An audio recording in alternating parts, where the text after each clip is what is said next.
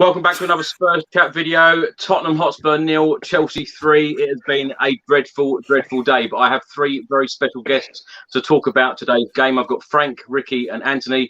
Welcome and thanks so much for doing the show tonight, guys.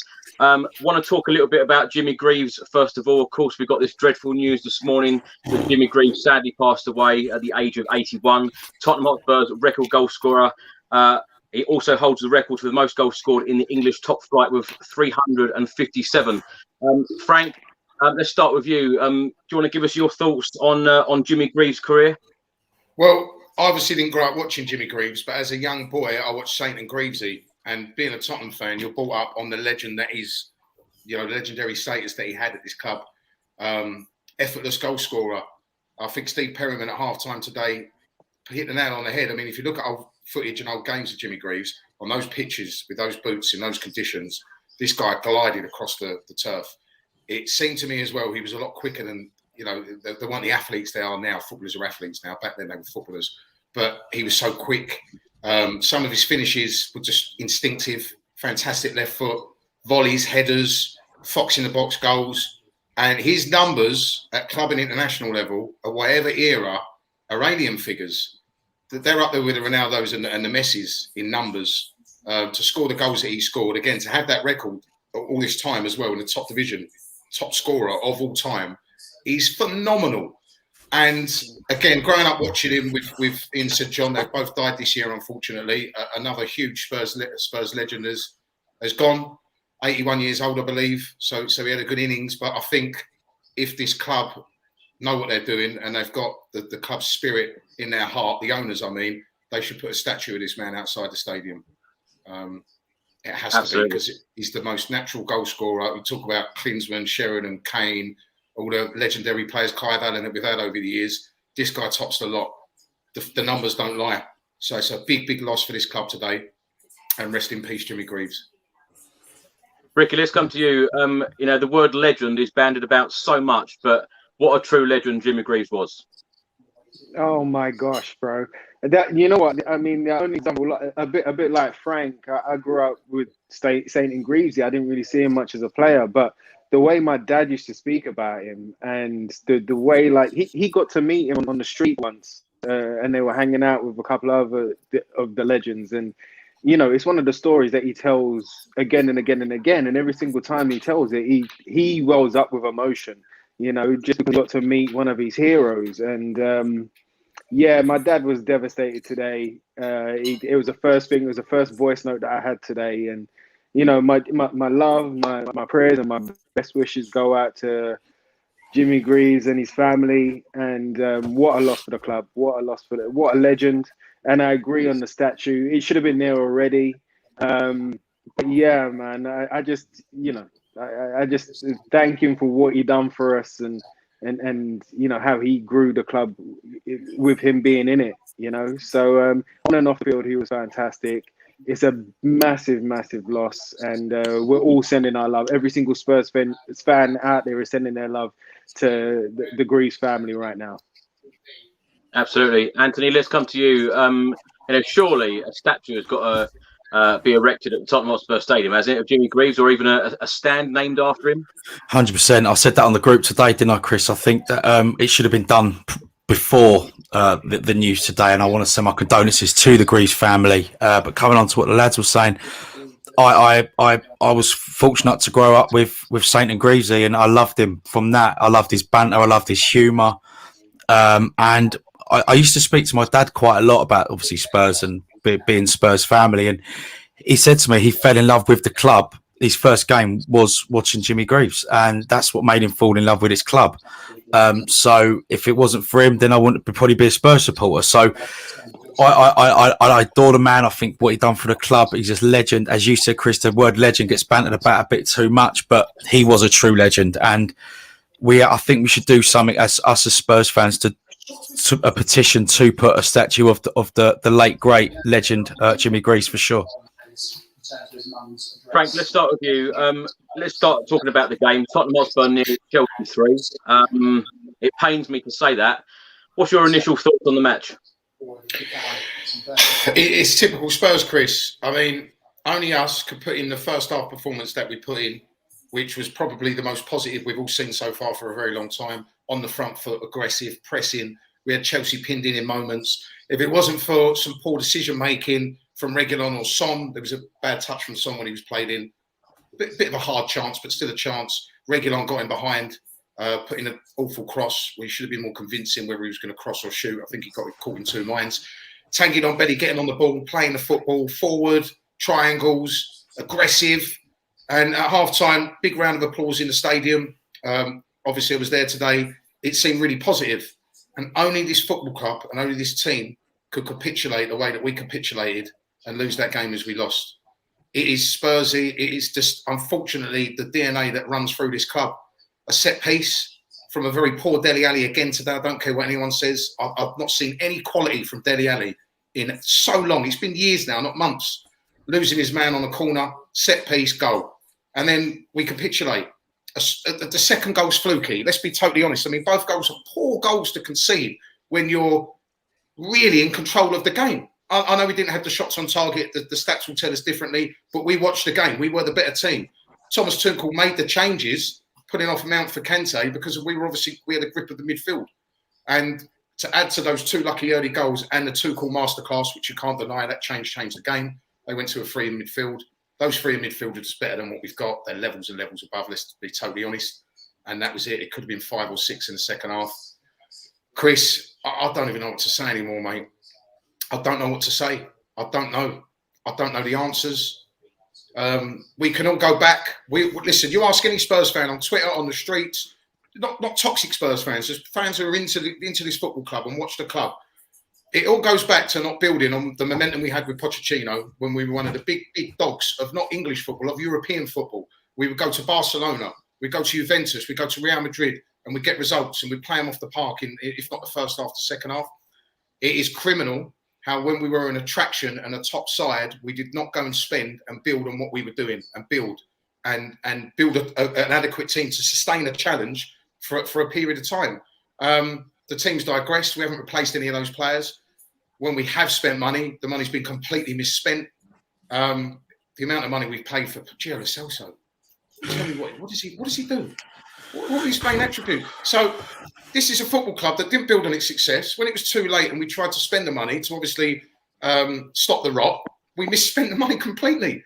So I don't even know what to say anymore because we've not got the manager the club wanted in the first place. The players we've got are not good enough, quite simply. They've spent all this time focusing on the stadium, the training ground, becoming carbon neutral, putting an allotment in the training ground. All this stuff off the pitch. And the thing that matters to the 3 people here and every Tottenham fan in the world is what goes on the pitch. And it's just gone from bad to worse. When was the last time? Any of you 3 can answer this or anyone listening. When was the last time we lost back-to-back games 3-0? I can't remember, Frank. I said to you, didn't I, mate? I can't remember 3-0s. I can't remember it. Cannot remember it. So, and the fact that, again, the first half was great. The fact that the mentality in this team, the fact that we don't have enough leaders and characters and experience on the pitch, we've got people happy clapping that we've reduced the average age of the squad. You know, that doesn't matter because kids, apart from obviously that freak team of Alex Ferguson, kids don't win titles. We'd never buy the 28-year-old who's in his peak. It's always the 22-year-old or the 21-year-old. Or the 23-year-old. Prem proven as well, Frank, innit? We always talk about that, don't we, fella? We don't buy Prem proven players. Never. And the biggest fault of this football club, the biggest crime, has been the recruitment. I do not know what the scouting department does. I don't know. I don't know what they do because teams like Newcastle, teams like Watford, they've got better players in certain positions than us. Aston Villa now. Oh, there's so many clubs you can name that have recruited better than us. And Chris, I'll be honest with you, I am fuming today. I can tell. I can tell, Frank. We will certainly get onto individual players. Ricky, give me your initial thoughts because I know you're probably one of the most positive people that come on this channel. What are your initial thoughts on today's match? Oh man, I mean, goodness gracious, it's hard to find some positives, but you know that first half I think said a lot for us. I know we can't just talk about a first half because the game is 90 minutes. Do you know what I mean? But in that first half, it was the first time we were seeing Romero in the in a Premier League side. You know, we had Emerson in there as a new right back, so he's got to find his feet as well. And and it was an attacking lineup. When I saw the lineup, I thought, okay, cool, we're going for it, and we did the first half. I thought Ndombele was all over him, and I thought he had that creative spark that we've been looking for. You could see how much we've missed him, it being in there, because as soon as he came off, like it capitulated again, So it's tough. It's tough. But it's the first time that a lot of those players have been playing together.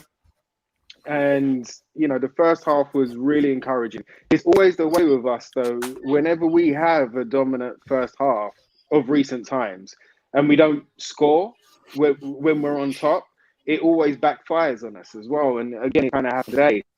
It was really tough to watch that second half, because I really don't know what Nuno said or what was put into their drinks. Because I said it in my tweet today. Like, I swear they must have put night nurse in their halftime drinks or something, because all of them went to sleep as soon as they came out. I couldn't believe it was the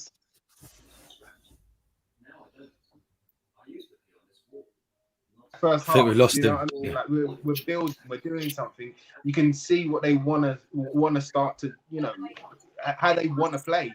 But then I held off. I was like, let me wait until 90 minutes. And then I'll text him, and then it went Pete Thomas in it. So it is it's embarrassing. It's embarrassing. We needed more, and it's the reaction as well. It's the reaction of these boys that have kind of troubled me after going a goal down to a set piece. It just seemed like all the wind was taken out from them, and they kind of gave up. And I don't like to see that about my team. Do you know what I mean? I don't like to say it. So it was tough. There was Frank, when you talk about Dele, I thought Dele had a strong first half. I thought he was all over the pitch. I thought he was in defence. I thought he was doing bits in midfield. I thought he was trying to run forward. And then second half, it just went to pot again. So it's really tough. The biggest thing that really irked me, though, was the lack of movement in the second half. I don't know what happened. I don't know why all of them wanted to go to sleep. I ain't got Ricky, with that, losing 3-0 last week at Crystal Palace, losing 3-0 today against Chelsea, you tell me what has changed from Jose Mourinho's team last season. You tell me what has changed.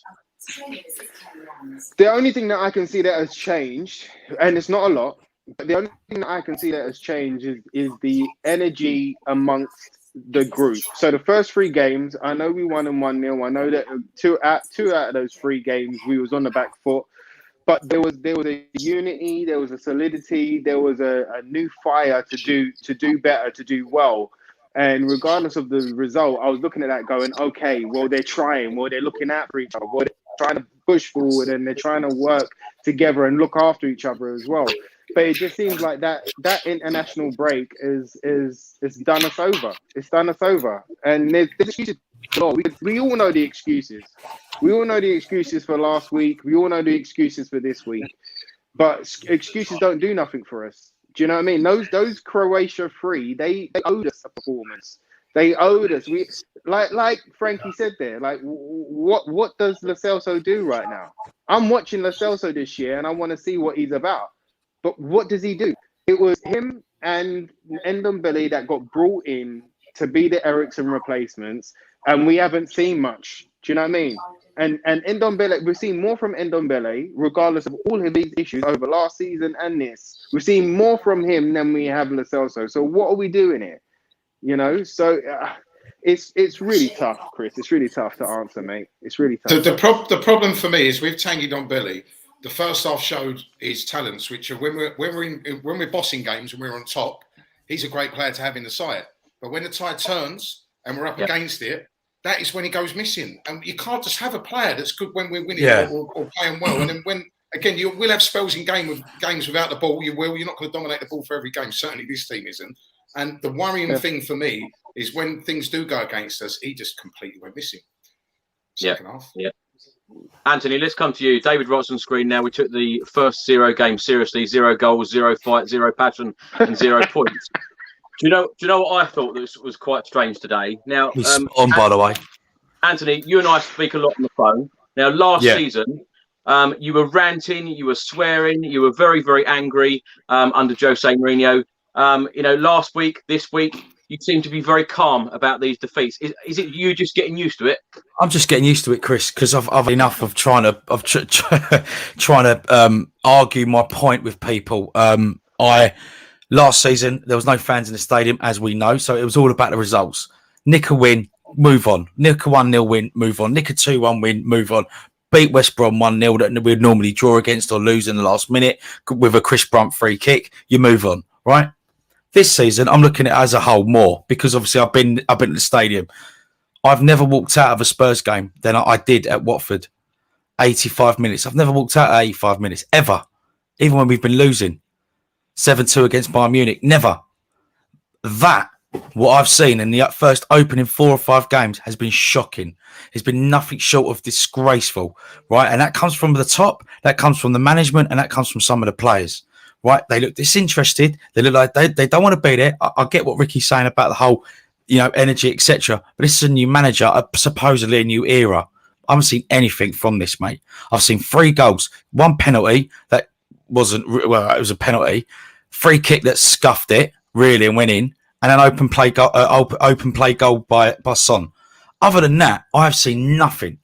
And it is an absolute disgrace, right? And some of them players need to take a good, long, hard look at themselves because I'd love to come down hard on them because I'm fed up of if a manager criticises a player, then they go, we're all fans are like, oh, no, they should be saying that, shouldn't be saying that. No, they need to be called out because it is a different manager, but same players. And Jose was absolutely spot on. Same players, different coach.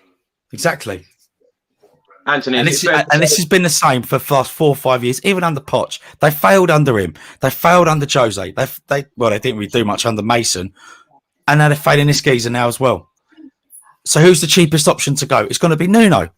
And the poor geezer is going to be probably sacked by the end of Christmas, probably. And then what? We're back to square one where another manager comes in and gives some of these average players another chance. And then by that time, where are we? 13th, 14th, 15th? Then Kane goes, see you later, and then we're back to square one even more. Anthony, were you pleased with Nuno's appointment? I wasn't overjoyed, I'll be honest with you. But again, I got told, he needs time. He plays attacking football and blah, blah, blah. And under Wolves, he was brilliant, and he got them playing here. I've seen nothing. I've seen absolutely nothing of that. And don't lie, you were fuming with his appointment. You were. I was fuming. I was fuming. He weren't my first choice at all. And I think if you're going for Conte, which we did the show, Chris, together, didn't we, that night? If you're going for Conte, you got to go for him. Don't go for Conte and then when the season ticket renewals are down or up and it finishes, you go, talks are broken down, guys. And I'm thinking, you were never in for him anyway. And then it took 72 days for this guy to come in. I'm going to make you proud. I'm going to make you proud. The DNA. Well, DNA is losing 3-0. That's what Spurs' DNA is. It's bottling games and it's bottling Chelsea. And if you can't get up to beat Chelsea, then what's the point? Frank, let's go. You know what? And go on. Sorry, mate. Go on, Rick. Go on. Carry on. No, I was just going to say, last year the biggest thing that we had to sort out was our defense, right? We were scoring goals, but the biggest thing was the massive gaps. Mistakes, wasn't it? Mistakes. Yeah. Mistakes galore. But the amount of times that players got pulled out of position, it looked like a W in the back line. The amount of times that people could just go through us like we wasn't even there. So part of me, with the time that Nuno got appointed, right, and his preseason games and these couple of games, the first 3 games at least, my thought about the way that he was playing was, all right, cool. Let's try and get solid. Let's try and, build from the back, them old school ways of building from the back, make sure that we're solid at the back and then start pushing forward. We haven't been able to do that. Like Sanchez and Dyer, they were doing really well in the first 3 games, and it's surprising for all of us to say that or to look at the performances they were putting in, even when we was put under stupid pressure. We've gone and bought a right back that does a right back's job. He's supposed to, from what I've seen back last season and stuff like that, he's attacking and defensive. So he's that right back that gets up but gets back as well and knows how to challenge. He's bedding in as well. So there were positives of like that I could accept at the beginning to kind of, okay, cool, you're starting solid, and we're gonna build and we're gonna grow into this, and then as soon as we're solid, and that's when the attacking players can like just run free, because they can trust the midfield and they can trust the defense. Last year, as soon as their ball went past the midfield, everyone dropped their heads. They all started panicking, you know, and that's where we conceded the most amount of goals. Rick, listen. Where do these goals come from? Take Kane and Son out of that equation. If Kane and Son weren't playing today, where are the goals coming from? Dele Alli? No.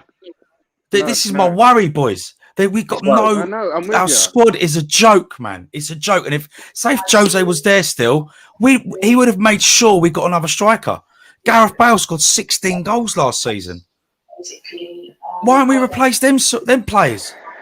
It's a joke. The ball's got a lot to answer for, Rand. Yeah.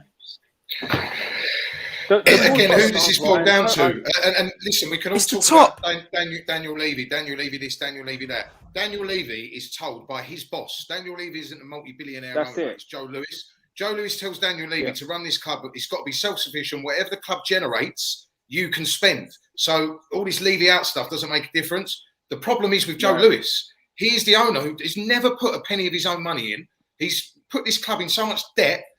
They're asset buying. They're more interested in obviously building a big portfolio of this club so they can sell it at a huge, huge profit. So I don't buy into all this Levy out stuff. He's merely working for his boss. We've got to get Joe Lewis. I don't know how. And I don't want to sound like to make this reactionary, because I do understand the team and played together a lot today, the players, etc. But that reaction, that lack of fight in that 11 and the players that came on today was a disgrace. This has been going on for too long now. Look what happened at Man United when they stormed the pitch at Liverpool and got a game cancelled. Look what happened at Arsenal when they had actual proper protests. They're now the biggest spenders in the transfer window in this summer. Man United went and got Sancho, Varane and Ronaldo. Again, I'm not trying to cause anarchy, but the fans have to. And it's at the point now, if we want to ever get back to the top table under this ownership, something has to change. I don't know whether it's protests. I don't know what, but something has to change, because this cannot continue, because we'll just go back to being 8th or 10th every season at this rate, and nothing's going to change here. The thing is, Frank, in that second half, who were the leaders on the pitch? You tell me. I mean, Højbjerg, I love Højbjerg. I love Højbjerg. He's one of our better players. He is. He's one of our actual leaders of 2 or 3 that we've got. We haven't got many at all, if that. But for that Kante goal, he completely switched off today. He's holding hands with Dyer. He needs to get out and close the ball. And for him to not show that desire to get out and put pressure on the ball when he's lining up his shot, that's even more alarming, because that's the Viking. That's Højbjerg. That's a player that puts 110% in every game. And if he's now not up to it, if he's now not putting in 110% in closing balls down and harrying and chasing, then we're in bigger trouble than we think. Frank, let's stay with you. Jerome writes on screen now, the warning signs were during pre-season when Chelsea run us over until they change their players. Now it looks how far we have fallen. Despicable performance again. Now, at the moment, I think that Tottenham Hotspur look miles and miles away from the likes of Chelsea and the top 4. Are we just expecting too much? Are we expecting, to roll teams over like Chelsea and being absolutely deluded? Because do we have the squad for it? Like you just said there, we could finish 8th or 10th. Some fans said that to me a couple of weeks ago, and even I laughed at them, saying, we couldn't finish 8th or 10th. Come on. Well, West Ham are a better team than us now, Chris. We're being totally honest. And that's just a raw fact. Now, it's a balance here, and I'm glad you actually brought that up, because someone else asked me this question earlier. Poch overachieved, we all know that, and he had us punching well above our weight, and possibly that sorted the expectations on this football club, because we had it good for 4 or 5 years. We were constantly in the top 4. Again, as I said earlier in the show, we were going away to Juventus, Barcelona. We could actually mix it with anybody. The problem is, I don't want to sound like a broken record, it goes back to recruitment and not signing when we were on top. Moving stadiums twice, which obviously we couldn't help. That was a massive impact on the club. And not signing players when we were A, attractive, B, we had the Champions League, C, we were actually a top club. I think you've hit the nail on the head now, because of the recruitment's been so awful, and because we haven't actually spent enough. We're not a top 4 side. We are miles and miles and miles off that top 4 at the moment. And today was the first time in ages, like you said earlier, Anne, it's now acceptance, because I used to get really angry and let it ruin my weekend. or week when we lost games in this sort of manner. But now I expect it, and unfortunately, it's going to take a while to get back. Frank, it's the depleted squad, mate. Like Palace last week. You know, I was backstage doing a show, and I'm listening to it on the radio, and I'm watching obviously the results. I didn't feel nothing. I knew there was a mistake happening. I knew Edouard would come on and score. I said to you, didn't I? I'm fed up with these players making the same mistakes. Ben Davies the other day, bad cameo against Palace, and you go and give him the captain's armband against Rennes. What are we doing? Applauding mediocrity all the time. There's a thing that hurts me about this club, and this is something that isn't anything to do with top four, spending money, the variables that I've mentioned. The thing that hurts me, if there's a player that hasn't scored for 3, 4, 5 years, or if there's Patrick Vieira, ex-Arsenal legend, hadn't won a game as Crystal Palace manager, it's always Spurs. Edouard, it's always going back to Balotelli. I think he scored his only Liverpool goal in 2 years that time when he scored against us. Kante, Rudiger, today. Kante's not scored in 2 years. Why? They're not going to score again this season. The new signings, or the players who haven't scored in years, or the managers that haven't had a win. Why is it always this club that happens against? Oh, it's crazy. As Chiellini said, boys, it's only Tottenham. This is what they're like. That's Chiellini. And this Tottenham DNA I keep hearing about, which I've been hearing about for ages now. What is our DNA as a football club? It's bottling games. It's failing. It's getting close but not close enough. And it's not winning. And the only way this culture is going to change is if it changes at board level. And anything in between doesn't matter. We can appoint whoever. It doesn't matter. It starts at the top. Look at Chelsea and Roman Abramovich, the best owner in football. Look what he's built there. I know he's got deeper pockets than us. But even Aston Villa, I know they're so greedish, they've had a go this summer. They've gone and signed players that will walk into our team. Until that changes, there's nothing any of us. They got goals all over the shop, Aston Villa. Leon Bailey, John McGinn, Danny Ings now. There's three there I just named. Us, we've only got Harry Kane and Son. Frank, is your problem with the players that we've got, or is your problem with the management style at the moment? It's both, to be honest with you, because I don't think Jose Mourinho, obviously, in the end, wasn't a good fit for Spurs. We sort of knew that when he signed. I actually felt that he was going to win a trophy for us. He nearly got there. I don't want to go into that too much because he sacked him a week before and he's never lost the final to Pep. And he's beaten Pep in the final. But again, this goes back to the board. But yes, with the manager, Nuno is not a Tottenham Hotspur manager. A few people have said it in the comments. I said it in the summer, and you speak to me all the time. Graham Potter was the man for this club. He's turned Mopé, Webster, Dunk, players who are pretty average, he's turned them into better performers. He plays a Tottenham-friendly brand of football, on the front foot, progressive, possession-based. Nuno was a complete wrong signing. And the players, Chris, are not good enough. And it's that simple. They're not good enough. They're not good enough for a top four club. A lot of these players would not get in a top 10 team at the moment. And so you could have Pep, Klopp, everyone. You could bring back, I don't know, Arrigo Sacchi out of retirement. Capello, all the great managers of their time could manage this squad and they would not get top four out of them. And that's a fact.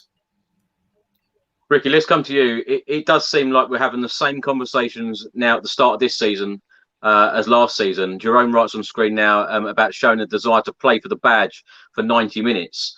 What went wrong for you in that second half? The players, like the lack of desire, just giving up. That can't happen, can it? Just so early in Nuno Espirito Santo's Tottenham Hotspur career. No, it can't happen. It can't. There's not much I can like spin to kind of go, all right, let's look at this. I don't know, what did Nuno say at halftime for to get that reaction? Was we playing too front-footed? Was we too attacked? Did we look too good in the first half? And it was like, no, everyone needs to chill. Let them play. Like what? I honestly don't know what happened, Chris, mate. And to jump on the back of Frank's point as well, as we're talking about recruitment. Like this year was a buyer's market. There was a ton of bargains out there. Belotti, the Italy number 9, we could have got for 13 to 15. Milinkovic, we could have got for 13 to 15. We know about Tomiyasu because we was after him all season, but we didn't bring him in. There was Denzel Dumfries. He was only like a 15 million buy. He went to Inter. I know why he went to Inter. But like there was opportunities out there for us to recruit properly in the areas that we needed to and to actually push on a little bit. you know, like with Tottenham, I kind of go, all right, and cool.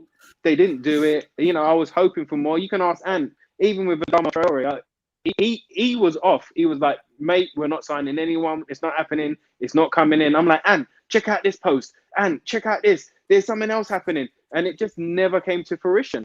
It's a shame. It's a massive shame that we always have the same. This is the same problem.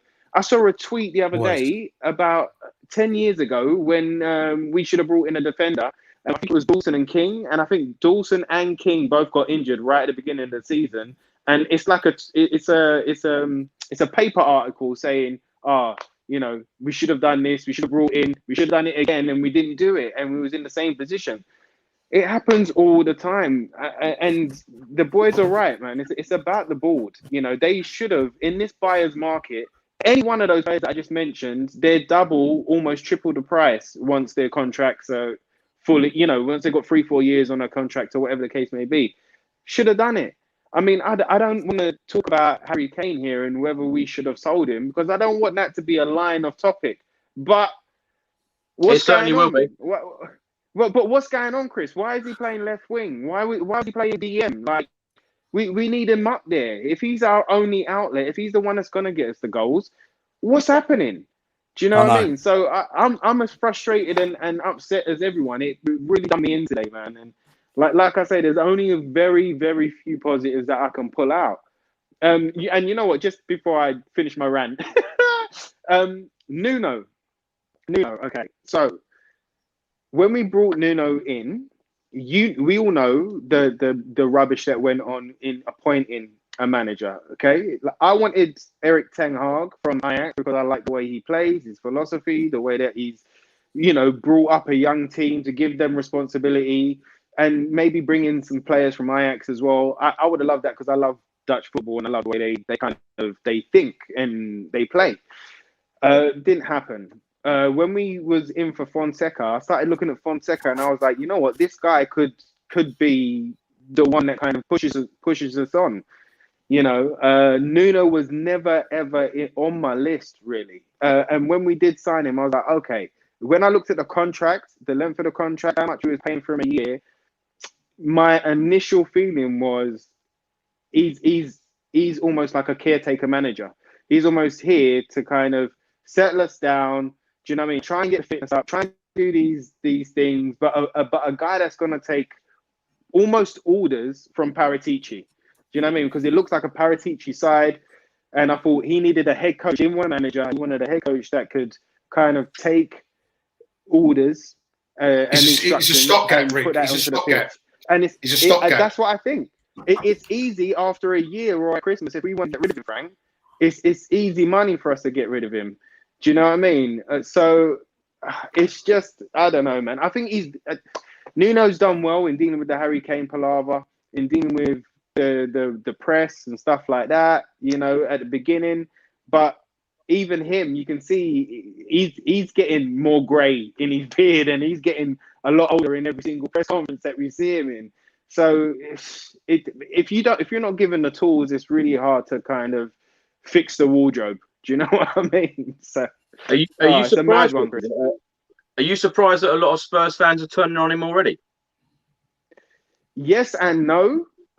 Yes, because obviously every single manager needs time to bed in their ideas. Do you know what I mean? All of us have seen or have spoken about, you know, Poch when he first got in there. He needed a run of games, the double sessions for the players to get used to the double sessions and stuff like that, and to put it into the game. And so he needed a while. It was only that Aston Villa game, that Harry Kane free kick, where he started to spring on in that first season.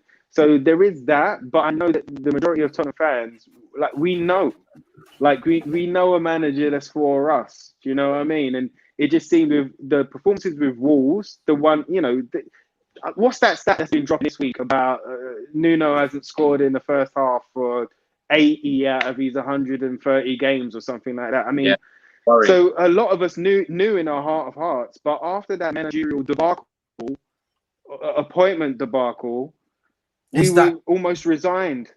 Is that acceptable though? If you want to go by stats, I'm not a stats man, right? You know what you know, boys, you've known me for years. I'm not a stats man. Exactly. But my point is that if that was Jose's stats last season, I'm just picking him out, right? I know he had to go and all that, right? But if that was Jose's stats last season, we'd be on this show now going, what is he still doing at the club? Why he shouldn't be doing that? He should be. Why is this geezer? Why is Nuno getting away with it? Oh, give him time. It's not about time now. I want results now. I want to see fight. I want to see passion. I see nothing, man. Yeah, me too. I see 11 individuals on the pitch depleted against Ren. Rubbish. Crap. No characters, and there's no leadership. No characters. Characters in this squad.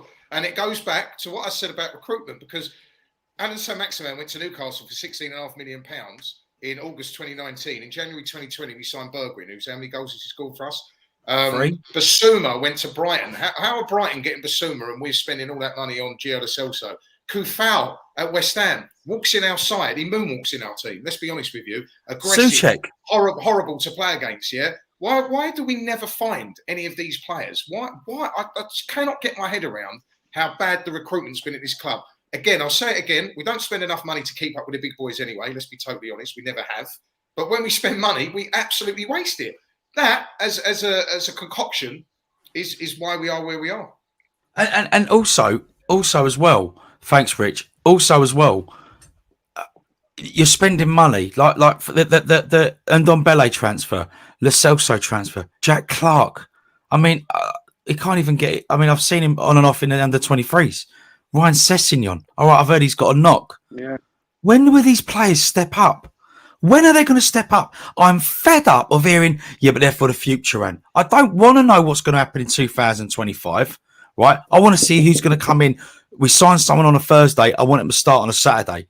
Yeah, I've had enough of these of excuses after excuse, and I want Premiership proven players in January or next summer. Otherwise, it's going to be freefall.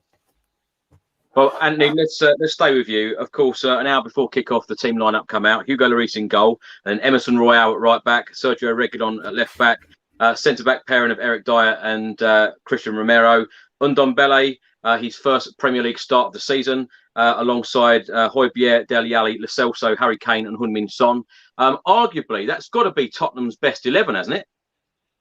Well, yeah, exactly. I was obviously excited to see that first 11, and I was like, okay, let's see what we're going to do today. Everyone wants to play on the front foot. Let's go on the front foot.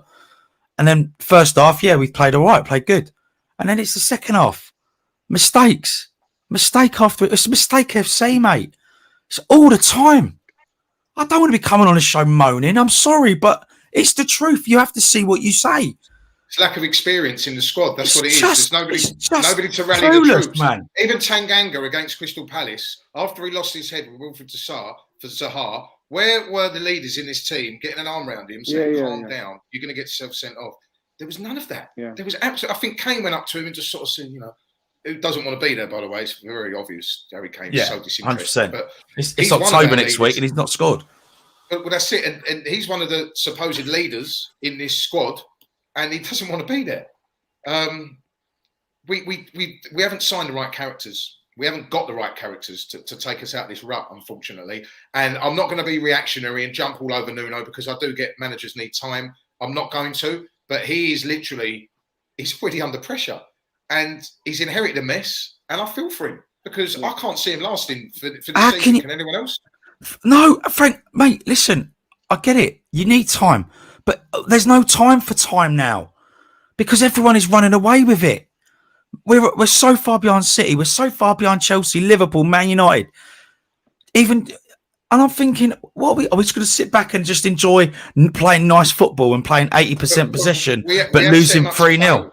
We've set him up to fail. Of course we have. We have set him up to fail this summer, because we're typical Tottenham Hotspur. Over the years, you all know this, it's under the Poch days and everything, we have always been 2 or 3 players short in the squad in key positions, and it hasn't ever been addressed. It's still not been addressed. This has been going on for years. And how many players are we now? How many players away are we now, Frank? What, quality players? Well, 5, 6. Yeah, I'd say that. We need more, and we need to carry on getting rid of the deadwood.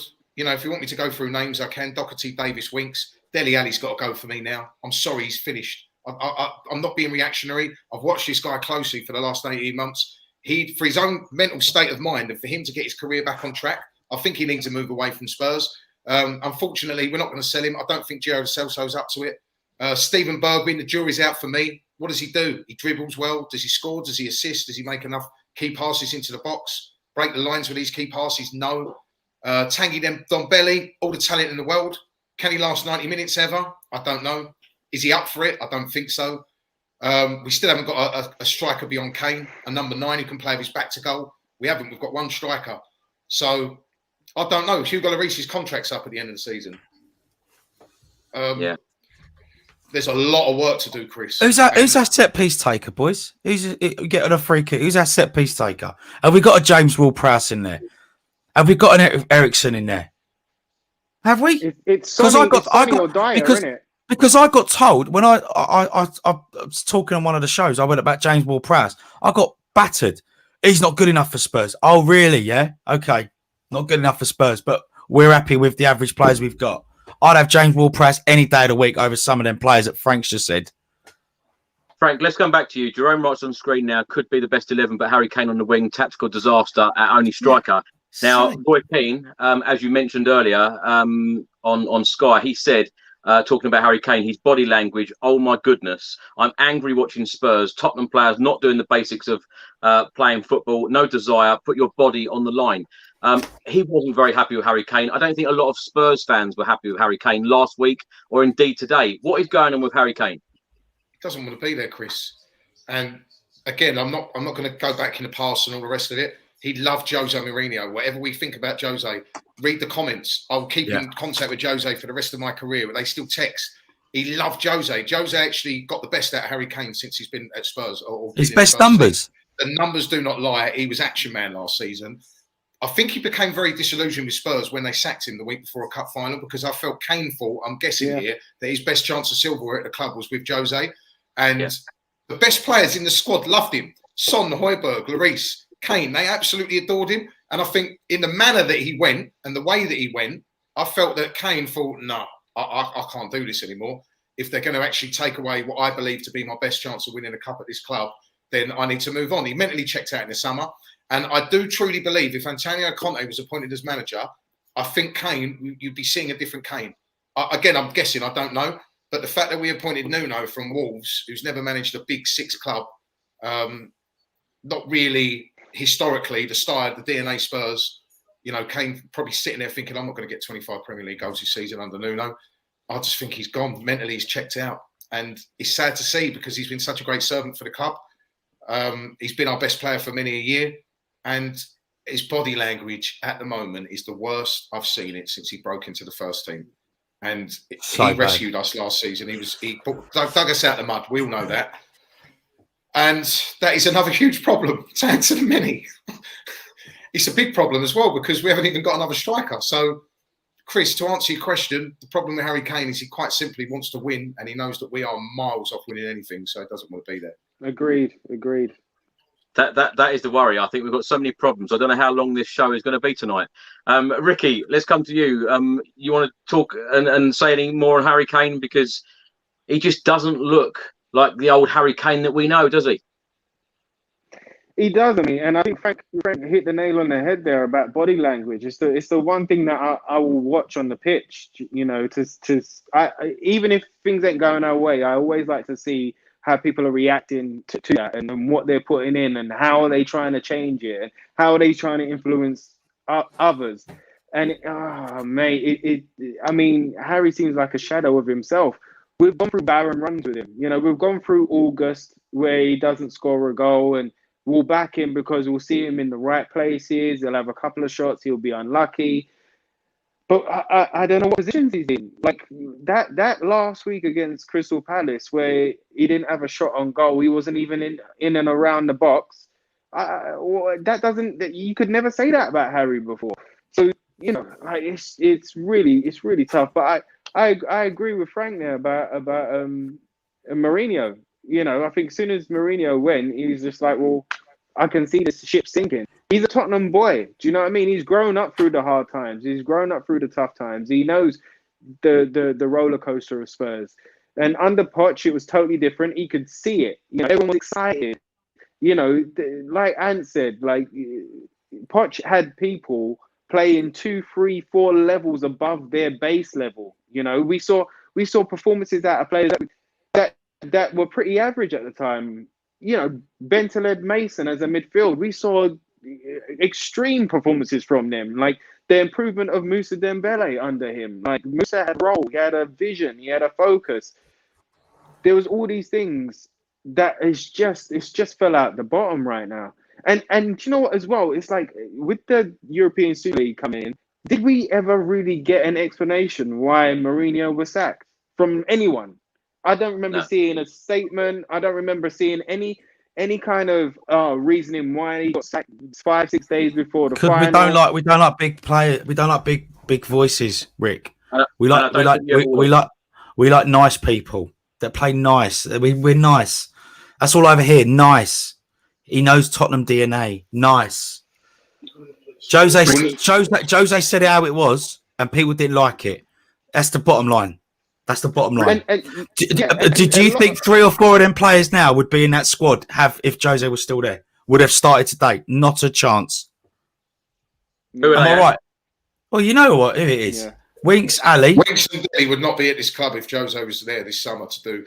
Again, I'm not going to go back in time. We can't go back. We can't go back. Personally, I wasn't happy with the performances, and sometimes he does like to throw a player under the bus. I know he tries to play these psychological mind games sometimes to get a reaction, but the only thing I would have given him, if we were just going to get Nuno anyway, if we were going to get a Graham Potter or Conte, obviously get rid of him, but I would have given him another window. And the reason being is a lot of these players that are still there, Harry Winks has got another go, Dele Alli, they would not be at this club, and I don't want them at the club. I'm sorry, I don't. I love Dele Alli for what he's done for this club.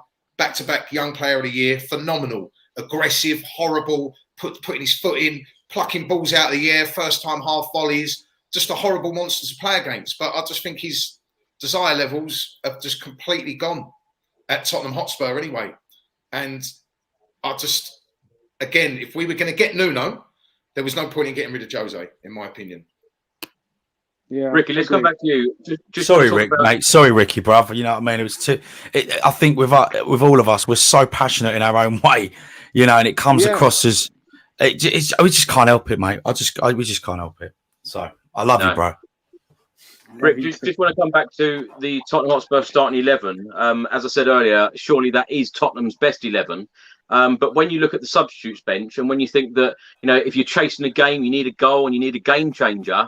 The bench today: Doherty, Sanchez, Winks, Brian Hill, Roden, Galini, Skip, Davis, and Scarlett. It's like the same old conversations yet again. You're thinking, where are the game changers? I'm with you, Chris. And even that, we've got no Lucas and no Bergie to be on that pitch or to bring on. You know, look, the one thing that I saw versus Man City when we had Sonny, Lucas, and Bergwijn was this. We had a pacey attack. We had a pacey counter. You know, we had runners running over the top. So Sonny became the Kane almost, and he was finding people. And you know, they had their pace. They were frightening in that first game. You know, and all right, cool. Look, that's probably our best game so far. You know, that Man City game. So, like, is there an argument now to drop Kane, you know, and put Sonny in the number 9 and put the pacey wingers on, winning if they're fit, and maybe have Kane as the guy that comes on? You know, I don't know anymore. It's step-up season. It is step-up season. These players that are in the squad right now, they've got to take responsibility for themselves and then for the club. Yeah, they've got to take responsibility for themselves and for the club. If they don't want to be there, they've got to show enough performances to get them to move out. And they've got to be professional enough to kind of work for the club. You know, they're getting paid as well. You know what I mean? So there needs to be more responsibility taken on from the entire squad. The only one that I see really taking only 2 that I really see taking responsibility is Hugo Lloris and Højbjerg. Højbjerg is a diamond. Højbjerg is the general, but he can't do it by himself. He's doing 3 jobs, Rick. He's doing 3 jobs, bro. I know, bro. That's what I'm saying. I'm with you. But he can't do it all. He can't do it all. The encouraging thing that I saw against Rennes was him coaching on the sideline. Don't know whether you saw that, boys, but he was there speaking to players. He's trying to calm some of them young ones down. He was trying to talk to a couple of them to kind of, to get some fight back in the squad. And then when he came on, he started controlling the game as best he could. He started to influence the game the best he could. And we need more of those. We need more of those people that are taking responsibility for the club, for the shirt, and themselves. Because that second half today, Chris, I don't know what happened. I honestly don't. If we would have started like that, and then if the halves were reversed, it probably would have been easier to swallow. But the fact that we started so well, the fact that Chelsea was on the back foot, the fact that we was pressing them, the fact that they were scrambling in the box, all that scramble that we had in the last, in the second half, in the last 20-30 minutes, that was Chelsea in the first half.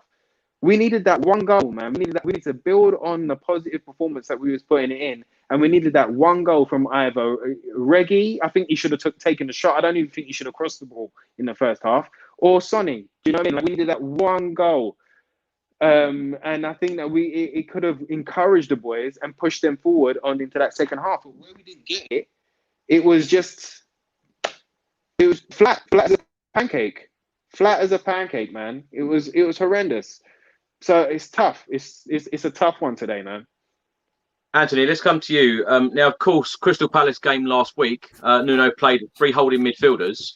Now, before the game today, what did you think he was going to do? Because did this lineup come as a complete shock to you, going all defensive against Crystal Palace, and then it seemed like going very attacking, including putting Tanguy Ndombele in the starting 11. Of course, he made his first appearance this season in a Spurs shirt at Rennes on Thursday. Was it right to include Ndombele and Lo Celso? Because as Frank said earlier, talking about Lo Celso, I'm still not sure what Lo Celso. I don't know what he does.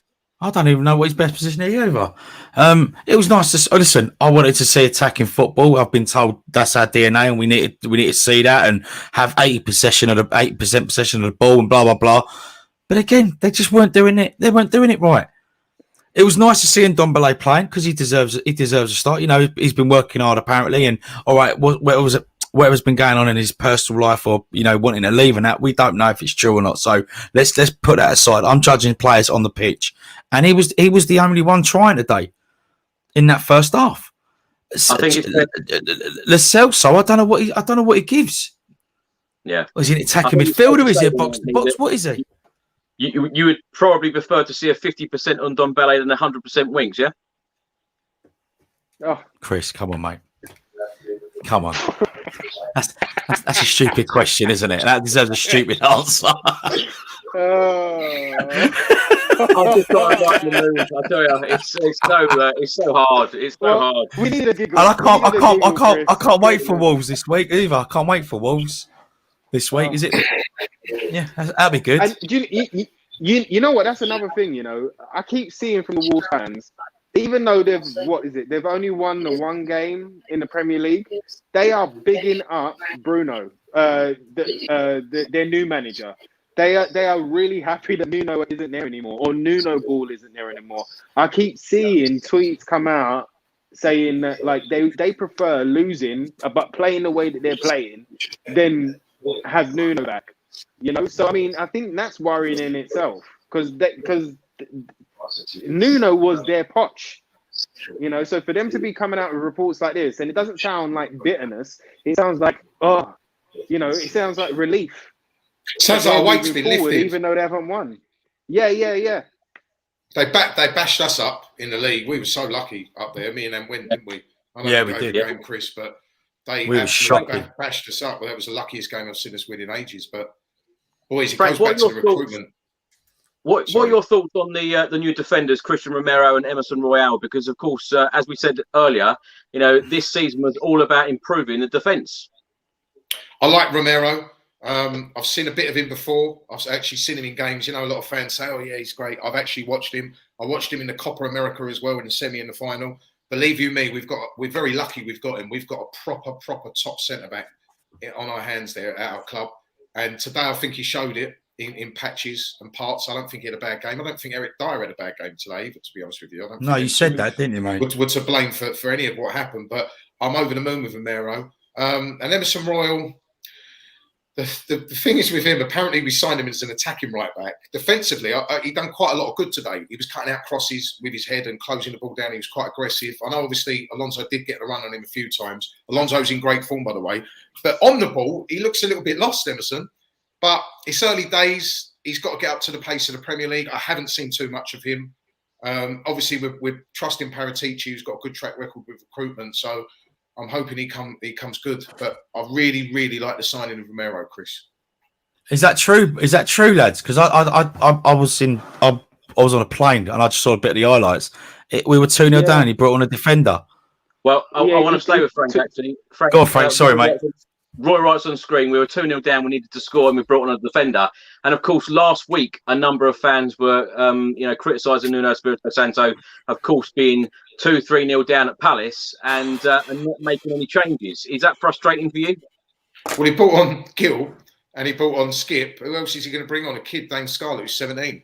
I think Romero was obviously blowing. It was his first 90 minutes in the Prem, or was going to be his first 90 minutes. So he took him off for Sanchez. But what were our bench options today? That bench today was horrific. I'm not pulling any punches. It was horrid. And who were we missing? Lucas and Bergwijn. So where is the depth in this squad? We've been sold short again this summer. We all knew we were an attacker short. And I thought when we were going for Traore, I know he does split opinion a little bit, but believe you me, Adama Traore walks in our team. And Kane and Son would love playing with him. They'd get a lot more space. And we offered, what did we offer? 5 mil or something? 5 mil with no obligation to buy. So where has that 30 mil gone, and where's the 70 mil? But Jack Clark's 10. But where's Josh the money gone? Where was the 70 mil that apparently we offered to Martinez, and then there was 30 mil on the table for Traore? Well, if we had 70 mil that we were offering for Martinez, why don't we up the bid by, I don't know, 10 mil and buy him? Because, again, he improves us, believe you me. That's how poor this squad is at the moment. He walks in that team, Adama Traore. That's what I'm saying. We're so light on numbers in attacking positions. It's incredible. We just don't buy, and I'll say it again, we don't buy Prem proven players to come in this team that know the Premier League. I'm fed up of, we got to give him time. We got to give him. He deserves a year. No, I'm not ready to wait, mate. I want someone to kick on straight away. Ricky, let's come to you. Nuno, straight after the game, said positives. We played really well in the first half. We had chances. And I might add that the chances that we did have, we only had one shot on target. He then went on to say that's what we need to build on. But at the same time, we need to be aware of the problem in the second half, give credit to the opponent, positive energy from the first half. The fans deserve more. We need to sustain and keep the energy going. Now, how does Nuno Espirito Santo approach the next game for Spurs? Because this is a huge week coming up. You know, Wolves in the Carabao Cup on Wednesday. Of course, we don't want to be going out of a competition very, very early. And then, of course, we've got the North London derby. I know today was huge, you know, when you're playing Chelsea at home, but we're playing Arsenal away next in the Premier League. Are you worried? It is a worrying time. When you see a second half response like that, it is a worrying time. The one thing that I can say for Nuno is that last week, maybe he couldn't have done what he done this week because of Croatia free, etc. But at least he recognized how much needed to change, and he changed it for this big game against Chelsea. So that's the only positive that we can take from it, is we have to build on performances like that. It seems that we've only got like a squad of 11, 12, 12, 13 players that we can actually rely on.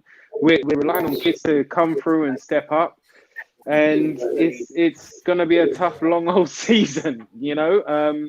But yeah, they have to look at that first half and go, what was said, or what did we do to like just forget everything that we just done? You know, let's try and work on those mistakes. Let's try and work on that type of mentality. But it's just, again, Chris, it's the same old. It's the same. We've been saying this for like 2 years now. Do you know what I mean? So every time I've come on, every time that I've come on and we've had a positive result, it has been that. I've said the same thing. Let's build on this now. Let's galvanize. Let's use that as an example. Let's use that as the bottom base bar, and let's push. And majority of the time, what happens is we get a really bad result, and then we go into our shell, and then we park the bus again, and then we just invite pressure, and we'll lose that game, whichever one we're playing, we'll lose that particular game. We need people to take responsibility. We need them to step up. It's not just, if Harry Kane's not on it and he doesn't want to be there, bench him. Let's get some fire in his belly if there's any left. So it's just tough. But yeah, we've got to build on that first half and take it into 90 minutes. We've got to use the double sessions that supposedly the squad are on right now. We've got to use those double sessions and show it in the second half. Show it towards the end of the game. Let's see games out. Let's dominate, and let's get into the final third, and let's get a couple of goals, for goodness crackers. Let's worry the opponent instead of always worrying about them. We're always worried about what the opponent can bring to us rather than what we bring to the opponent. It's time to start fighting. It's time to pull up the socks and start fighting. It starts from above. It starts from above now. They have to start 20 odd managers in 20 years or whatever it is. It's a joke. It's disgraceful, man. They can't all be wrong. They can't all be wrong. Managers. We haven't won anything since 2008. We haven't won a league since 1961. You're telling me going as far back as, I don't know. Listen, Gary Mabbott was... You go to AVB. They won at other clubs. AVB done a treble in Portugal. Won the UEFA Cup. Harry Redknapp won the FA Cup at Portsmouth. Look at Roma now. Look at Mourinho. Roma. They lost tonight. To be all fair, right, they lost tonight. They've had a good start, but Jose's won everywhere he's been. We're the only club he's not won at. All of these managers, they all can't be wrong. They all seem to have an element or a degree of success elsewhere. So what is the common denominator? It's the board. It's not just the managers, though, Frank. Even players like George, Kevin, and Kudu leave Tottenham Hotspur and win trophies. Win stuff. Even going back to who was the Portuguese lad we had who scored the winning penalty against England in the shootout? Postiga. No, but it's true. Chris, you hit the nail on the head. Is it the nail on the head? There are players that go away from his club. They leave and they go on to better things. Not all the time, but they do. They tend to do better. He's the other one. Don't. I just can't believe two defenders and a defensive midfielder scored today. That I can't get my head around. They will not score again this season. Like Lanzini last season. He never scored again, did he? Not even you, Anthony, would bet on that, would you?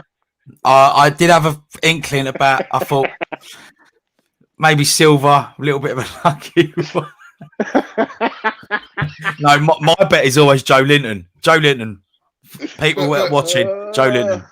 But as an example, right? Me and Ant done a show with Michael Bridge off Sky Sports, and I asked him about Danny Ings, and I said, "Why don't we sign Danny Ings?" And he said, "Well, Danny Ings is on ridiculous money." He didn't say figures. I'm not doing you if you're listening, Bridgie, but I got the gist. It was around 150 to 175,000 pound a week, and with his injury track record, apparently we did. And it's just rinse repeat, and we wonder why we always fail. Danny Ings, loads of people are putting in the comments. It was a no-brainer to get Danny Ings for £30 million. A no-brainer. He improves his squad significantly, but the board won't spend the money. They won't do money on that sort of player. It's crazy. Frank, when we talk about the starting 11 today, do you see weaknesses in this team? I know you said that you weren't very happy with Dele Alli's performances in the last couple of years, but any other weaknesses throughout that starting 11 today? Where do you want to start? Listen, if we want to go through the team, at left back, we are a little bit weak. I don't mind Reguilon. He's not as good as some will tell you, but he's not a bad player. He's a UEFA Cup winner. He's a Spanish international. But beyond him, we've got Sessegnon, who's made of glass, and Ben Davies, so we haven't really got the depth there. The right back position is a worry. Emerson Royal, very unproven. Matt Doherty, again, he's come to Spurs and he's just fallen off a cliff. At centre-back, Dyer and Sanchez have started well, but can you rely on Dyer and Sanchez for a whole season? I don't think so. I like the signing of Romero. I like Tanganga as well. I think he's going to be a top player for us. The big conundrum we've got, as well as being light in attacking areas, is that midfield puzzle. If he's playing a 3 or he's going to go 4-2-3-1, we have to get that trio in the middle of the park right. It has to get the balance right. And we haven't got any kind of balance there at the moment. We've seen it in patches today in the first half, for instance. But that, for me, is key. And the problem is, you look at the players in that midfield, beyond Skip, who's a kid, he's come from Norwich. He's basically like we've signed Norwich's starting midfielder and he's walked straight into the Spurs team. If he wasn't an academy kid, we wouldn't do that. All of the fans would be in uproar. Tanguy Ndombele doesn't seem to fancy it. Gio Lo Celso, I don't know what he is. And Dele Alli's falling off a cliff. So, Chris, times are quite bad at Spurs. I don't want to be a negative Tottenham supporter. I've really tried to be positive at the beginning of the season. I think that's the problem, Frank, that I've just said that this is Tottenham Hotspur's best 11, and you've just ripped the team apart. That's the problem, isn't it? Well, there we go. Well, did today not show us that, though? For 45 minutes, we competed, we looked good, we played pretty well, and then we absolutely capitulated. I mean, football is not just about ability and talent. It's about character. It's about desire. It's about heart. Do you see players in that starting 11? Do you see them with big character and big hearts? It's a genuine question. Do you? I know. It's frustrating. It really is. I just feel like we're going around in circles, and I feel like we're having the same conversations as we, under Jose Mourinho. It's just so frustrating. And like Ricky said earlier, it's going to be a long season. We're saying this in the middle of September. It's going to be a long season. The season's only 1 month old. It's just crazy. Ricky, let's come to you. Tanguy Ndombele and Giovanni Lo Celso, a good midfield partnership for you? Look, we all know that Tonguy's got it. He's got bags of ability. The only thing that we need from Tanguy and that he needs from himself is that burning desire, that heart, the desire, the want, and he could destroy the league. That guy, like if he wanted to, he could destroy the league. And I think if we keep playing him, put some responsibility on him, then he could like be the one that we've been looking for. Lo Celso, like the boys have been saying, normally every year I'll kind of start to watch one player that hasn't really performed, but I'm like, okay, cool, I'm going to watch you, see what you bring. And I just don't know what he brings right now. I don't know whether, like I'm saying now, whether he's a defensive midfielder or a box-to-box or, I know he got most of his goals for Betis on the left wing, but he played right wing today. So I don't know what Lo Celso brings. He needs to jump up, forget step up. He needs to jump up. He needs to get up off of that cliff and show us, because this is his time now. What else did we buy him for? Like, this is his time. Yes, he's had problems. Yes, he's had injuries. Yes, every time that he gets a run of games, he'll get an injury and he'll be out for 3 months.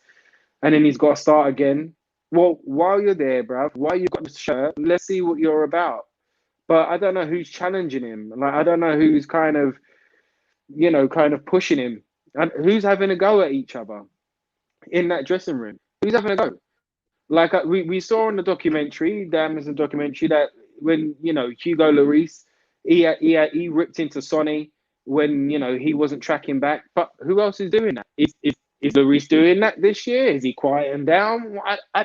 I honestly don't know what's happening with Lo Celso as a midfielder. He's again better than Winks, but that ain't a hard thing to do right now, is it? I mean, you look at Skippy, like Ad was just saying there, he's come from the Championship and walked straight into the side. I think that says a lot about that midfield. So I love Tanguy. I want him to do tremendously well. I think he's got it if he wants it. And, fingers crossed he gets more minutes in that team and he can start relying for 90 minutes instead of 60. And we can start pushing forward. But Lo Celso, I need to see more. I need him to want more from himself as well, and then, hopefully we can start. We can see the player that we bought. And you got to remember as well, as Ant was saying earlier, Jack Clark, Sessegnon, those two, that's 40 million. Yeah, that's 40 million that we spent on those two players. And we could have put an extra 10 in and got Bruno Fernandes. I don't want to bring it up. I don't want to bring up the if, buts, and maybes. But we could have got Bruno Fernandes for the extra 5, for that extra 10 million instead of Lo Celso. And where would we have been then? Do you know what I mean? So it's an upsetting day, Chris. It's an upsetting day. It's hard to find a good thing to kind of roll with today. What would be your midfield three, gents? If you now had to pick a three for, let's forget the Wolves game, for the Arsenal game, who would be your midfield three? Well, actually, I wanted to talk a little bit about Dele Alli. We'll come back to you on that one, Frank. I wanted to talk about Dele Alli. Anthony, let's come to you because, of course, last season we spoke so much about Dele Alli. We all wanted to see the best of him again. Yeah. Will we ever see the best of Dele Alli again? No. That's the short answer. As Frankie said, he's fallen off a cliff. He's just declined. The 2015, 16, 16, 17, Ali, absolutely outstanding. And I for one was a massive fan. The last year of Poch, the last sort of 8 months, obviously under Jose, didn't perform really. And now it's just not the same player. So, but what I'm trying to say is that we're trying our best. Please be better. Please be better. And it's not working. So for me, come January or next summer, unfortunately, Dele, you've got to go for your own sake. Because if you want to try and get back into that England team, I'm not saying that he will. I'm just saying if he's ambitious enough, then he has to move on. He has to move on. He's I don't know what he gives anymore. All I get told the other day was, oh, he blocked a few shots. Was that it? Oh, he ran around for 2.5 miles on the pitch. Oh, right. Okay, cool. What else did he do? Oh, nothing. But he ran a lot. He did run a lot. That's not good enough for me. I thought you're supposed to be an attacking midfielder. Where's your late runs in your box? You know, everyone's saying, oh, but it's without Ericsson. Well, I'm sorry, but players move on. You've got to adapt to the manager's style. So where have you been for the last 2.5, 3 years? And unfortunately, he's got to go. Frank, do you think that we will see the best of Dele Alli again? Because, of course, you know, when you remember him scoring goals at White Hart Lane against Chelsea, even at Stamford Bridge against Chelsea, you know, those sorts of performances, do you think that we will see that same Dele Alli again? Fortunately, not at this club. Maybe at another club. That goal, by the way, at Stamford Bridge was phenomenal. But I feel that the system doesn't suit him. His new position, he's not good enough to play deeper as an actual technical footballer. He has to play as a second striker in a team where he makes late runs into the box and relies on instinct. When he gets involved in the build-up play, I mean, again, I don't want to be too critical, but it's almost like he's forgotten how to watch him strike a football. He's forgotten how to. He can't even lace a football anymore. And I don't know if it's a confidence thing. I don't know if his confidence has been shredded because he was the highest of heights, and now obviously he's fallen off a cliff. He's watching the same group of England players that he sort of half grew up with. They're now going on to almost achieve quite big things, and he's not part of that. So I don't know if he's up there. But that spiteful, horrible little street kid that we saw that signed from NK Dons, who used to get a few red cards a season, which I would take to get the old Dele back, used to leave the boot in, used to play on the edge. That has gone. And I don't know whether it's because he's a multimillionaire now and the desire levels drop. I don't know. I can't answer these questions. But he's still a young man, so I'm not going to write him off forever. But at Tottenham Hotspur, I think he's never going to be the player he was. And for us and his own good, I think he needs to move on and try and rediscover himself. Frank, where Jose Mourinho didn't really know what his best back four was last season, do you think Nuno's going to go through that same sort of problem, but with the midfield? Because, of course, you've just asked that question. What's the best midfield? Do you think he's got that problem at the moment? Yes, massively. That combination in midfield for any club is absolutely huge. And once Chelsea got a hold of that midfield today, when obviously Tuchel made the change, we were chasing shadows. And I think we all agree that obviously Højbjerg's the first name of if we're going to play a 3 or a 2 and a 1. He's the first name on that team sheet. But I don't know. I mean, do you go Skip and Højbjerg and then play Tanguy in a free role? Because I feel Tanguy has to play, personally.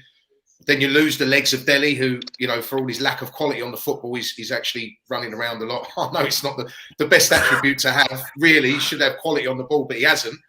But for me, Tanguy has to play. As Ricky said, he's the most talented player of the bunch. So I think he will. I think we're going to see a lot of combinations in that midfield this season until Nuno finds his balance, which he's happy with. And I think you're right, Chris. I think, yeah, spot on.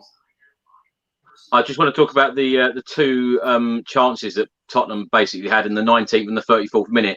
Frank, let's stay with you. In the 19th minute, chance, Reguilon threw on goal, tried to square it to Lo Celso, but didn't find his man. And then in the 34th minute, Lo Celso played through Son on goal. Son collided with the goalkeeper, required treatment. That was about it from Tottenham, wasn't it, today? Yeah, decision-making in the first half against a big side like Chelsea, the top team, has to be better. Unfortunately, you have to be ruthless because that's what happens. What happened to us today? If you don't take your chances against these top sides, it comes back to bite you, and it did. Reguilon, in my opinion, got caught in two minds. He didn't know whether to shoot or cross. Poor quality. Son was just a bit of a bad touch, and that was it, really, wasn't it, Chris? The whole game. Yeah. They were the two chances. Kane had a shot early in the second half, straight to the keeper. Hold on, this free attacking football that Nuno's supposed to bring, we had 2 shots on target. 2. No, we didn't. Well, Sorry, I was on a plane. Can you explain to me? Because all I got told was Nuno. What? There was 2 shots. Yeah, in the second half, Harry Kane did have a shot on target, but it was a tame shot of the goalkeeper. Two shots on target. As you say, Anthony, free flow and attacking football. That's what we were promised, and that's what we meant to do under Nuno. I got told free attacking football. Tottenham is in our DNA. I will make the fans proud. I'm going to do my best for this club. This club is very, very close to me. So basically, and we've had 2 shots on target, or supposedly shots. Are you taking the piss?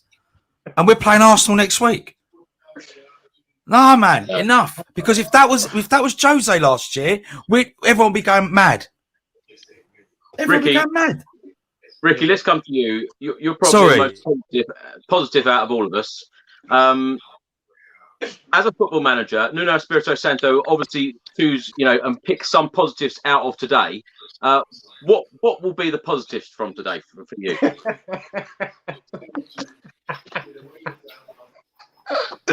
What are you laughing at? What are you laughing at? I just got to laugh. I just got to lay it out. What else can I do?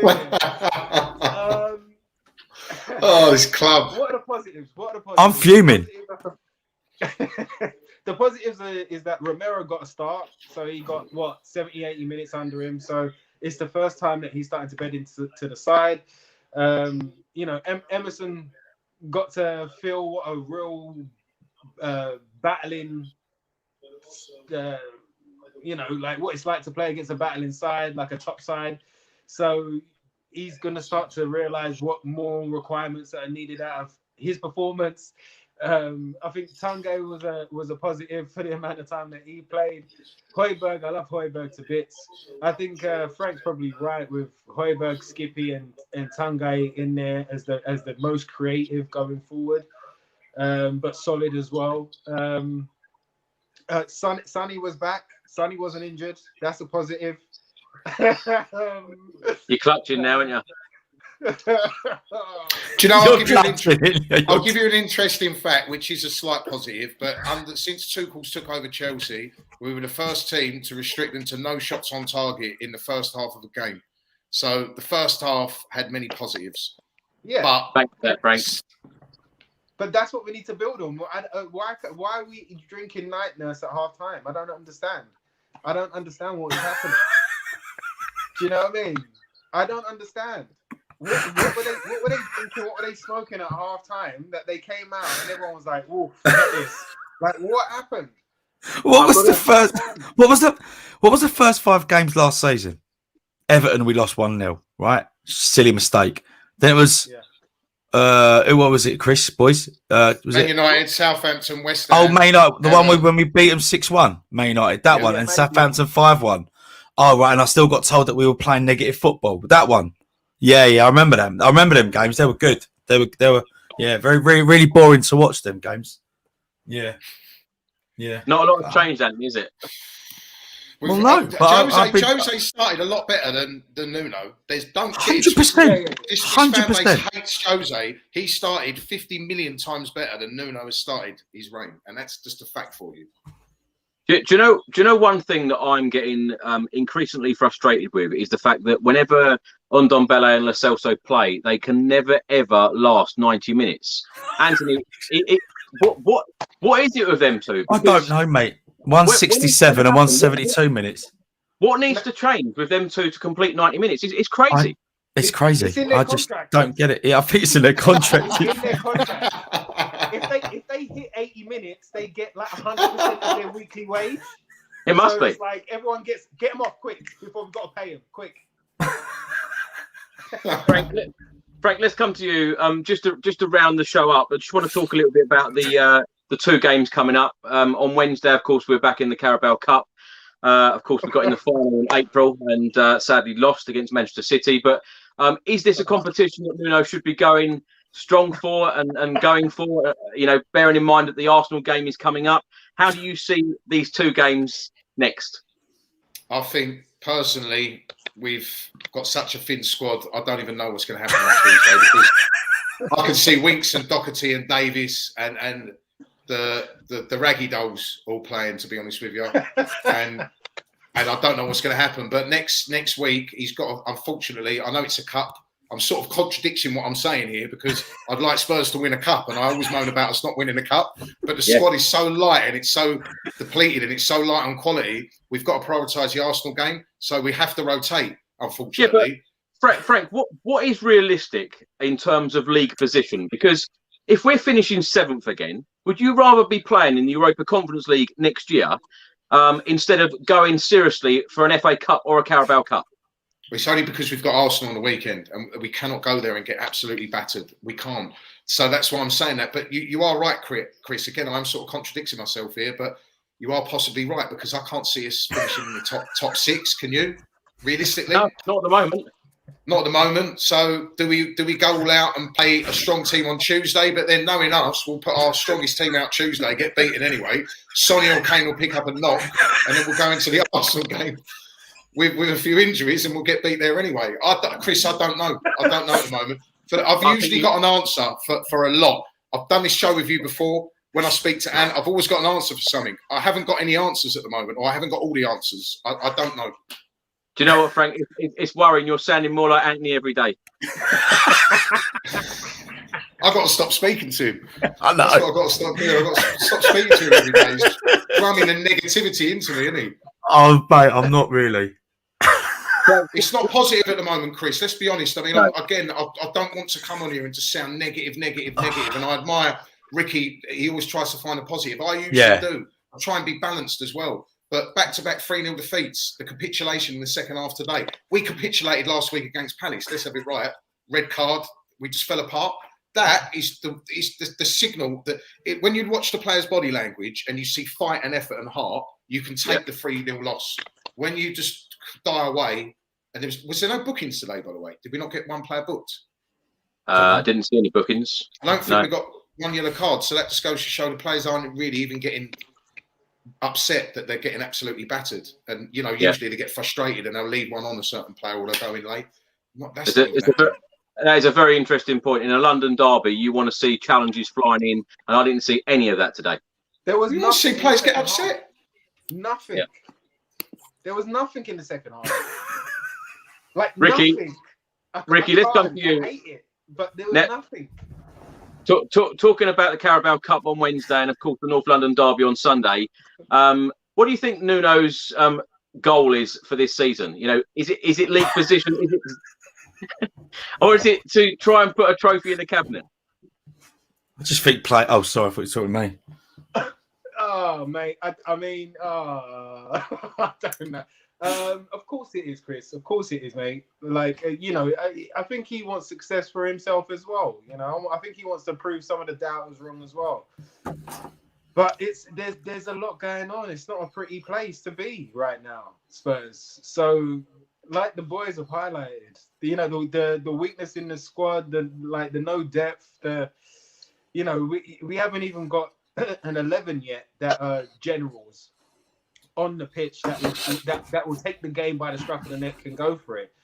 So it's really tough, man. I mean, do we have 5 subs in the Carabao Cup? Yeah, I think so. Yeah, I can't wait for that. That big squad we've got. That squad we've got. Yeah, I can't wait. But the reason I ask is that maybe if he has a bit of a mixed bag and we leave some on the bench and then bring them on, or the other way around, you start with a full strength 11 and then you can take them off once we're 3-0 up. So once we're 3-0 up, I don't know what game you're going to be watching, Ricky, but yeah.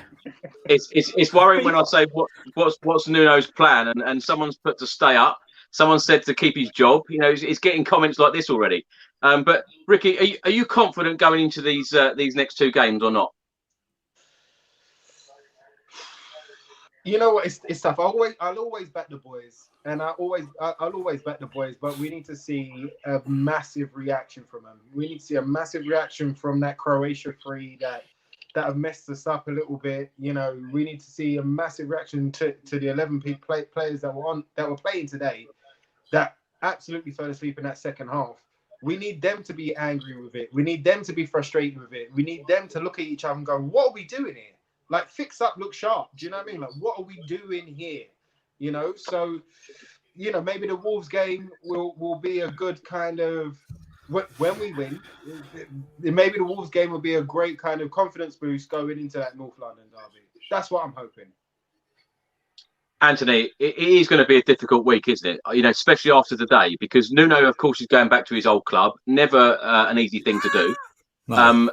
Carabao Cup third round. You know, all joking aside, we do not want to be going out in the first game of the competition, do we? No, I don't want to be going out. I want to try and win this cup. Well, try to. I mean, I emphasise the word try.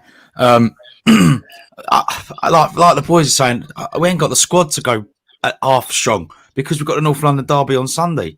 So I don't know what team he's going to put out. I've got no idea. Probably Galini, Doherty, Davis, Tanganga. Brother, you know it's going to happen. What's that? Doherty can't play again, bro. Oh, Doherty. All right. Well, who should we get then? Who should we have back? Emerson Royale. Give him another shot. Do you know what? I like him. He's a good little player. But again, who's your firepower up front? We've got no one. Dane Scarlett. Is he ready? I don't know. What's market day, Chris? What's market day like? Because I know you watch the young ones. McCann. I watched him a lot in the under-23s, and during pre-season he's been very, very decent. And of course he was up for the Player of the Month award for Premier League 2. A very decent young player. But is he Premier League ready? That is a big step up. You know, playing against Wolves, even if it is in the Carabao Cup, it is a huge step up. That's why they want to try and integrate a lot of these players in the Europa Conference League. You know, it'd be interesting how far we go in that competition as well. But the reason why I talk about trophies, and I'm with Frank on this, now I talk about trophies all the time, the lack of trophies. It's a joke. If we are not a top 4 team and we're not going to get in the Champions League or indeed even in the Europa League, then why not take these cup competitions seriously and try and put one in the bank? Because it has been so long without a trophy, hasn't it, Anthony? Yeah, 100%. I want a trophy more than it, like all of us do. You know, there's nothing better than going to see your club and your club captain lifting the Carling Cup or in 30 years ago the FA Cup. You know, so listen, I want trophies, mate. I want us to get that trophy cabinet, polish it down a little bit because there's loads of spider webs there, and start trying to win. You know, and not get to finals and bottle it. Not get to finals and we don't really want to. No, I want us to go and win. And we had the opportunity last season, and well, you know what happened there. So, listen, I don't know about Nuno. I don't know how he takes the cup seriously. I didn't really take the notice of Wolves when he was managing them, and they were in Carabao Cups. I can't remember if they were ever knocked out in the third or fourth round. So, I'm not holding much hope. I hope I'm wrong, and let's see what happens. Frank, let's come to you. Comment on screen now pretty much says what we've been saying. Top 6 looks a stretch this season. We need to win the Europa Conference League for the sake of European qualification. If we thought recruitment was bad now, with no European football, it would be a nightmare. What's your thoughts on the Europa Conference League? Should Tottenham take that fairly seriously and try and meet Jose in the final? Well, we should do, if we're being totally honest, because the one thing, we have to get this monkey off our backs for no trophies. Now, I have said before, if we win it, you know, obviously we won't get any credibility for it because it's the Conference League, but it's still a trophy. We do probably, going back to what we were talking about earlier with the League Cup, we should probably take the Cups a lot more seriously because that is the big thing that is the stick to beat us with, the fact that we haven't won any trophies. And that's what it's about. You know, I've been to 2 Cup finals and seen us lift the trophy at Wembley in my lifetime. It's not good enough, just 2, but it is a great day out. There's no better feeling than winning trophies. I know, obviously, with modern football, there's an obsession with qualifying for top 4 because that's where the riches are, that's where the glamour ties are. I totally get that. But again, we are miles and miles off the top 4. So we do need to put a trophy in the cabinet this season. And why not start with the Europa Conference? Frank, or the League Cup. Frank, just want two score predictions from you. One for the Wolves game, one for the Arsenal game. Oh, Wolves. Depending on what side he plays, if he goes semi-strong, I'll go for a 2-1 loss. No, I do think Wolves beat us. I think they beat us on Tuesday, Wolves, unfortunately. But I'm going to be more positive. I'm going to go for a draw at the Emirates. I'm going to go for a score draw at the Emirates. Is that as positive as it gets? Yeah. Ricky, what about you? I I'm going. I'm gonna go. I'm gonna leave. No, I'm gonna go 2-0 against Wolves. 1-0 against the Gunners. 2 wins. Yeah. I can't. My heart won't let me back him to lose, Chris. I can't do it. But I am waiting for Anthony's Mystic Meg prediction on who's going to score against us. Yeah. What, for Wolves? Get your betting forms Both, out. go on, go for it. I reckon Neves on Tuesday or Neves, Wednesday. yeah.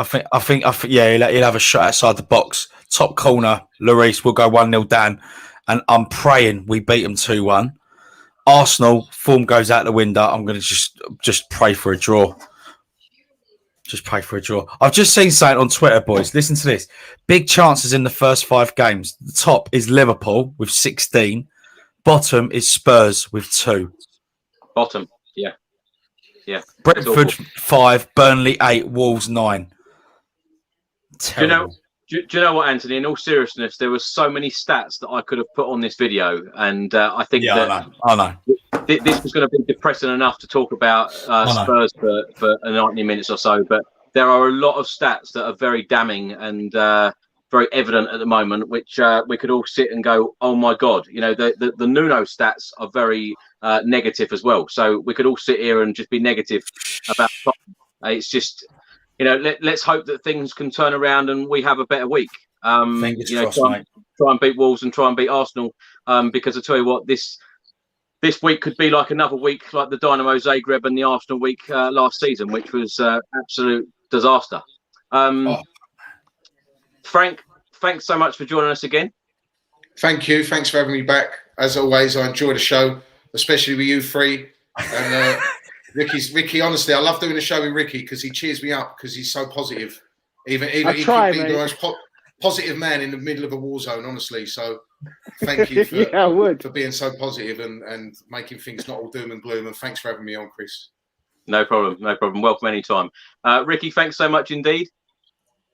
Thank you, Chris. Always a pleasure. Always an honour to be on. Hopefully the next time we speak, it'll be with a proper performance and 3 points.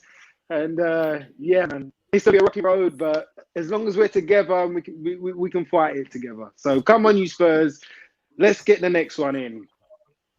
Love the positivity. Anthony, if only you were as positive as Ricky, eh? I know. Listen, as Frank said, I love being on a show with you boys. I can't be on anyone else apart from you lads when we're doing this show. So hopefully next time we're all on together, it's a good result and we're talking positive and upbeat. And I can't wait for that. Yeah, absolutely. But Neves will score on Tuesday. Yeah. I'm joking. Well, I'm going to go for 2 wins. I've got to. I can't go for anything else. Frank, Ricky, and Anthony, thanks so much for your time tonight, and thanks so much to everybody for all of their comments. Thank you, etc. So, and hopefully it will be a better week coming up. Hopefully we will go through to the Carabao Cup 4th round, and you know, who knows, might even go to the final again. And hopefully we will win at the Emirates, but we've not won there many times. Thanks for watching, everyone. Come on, you.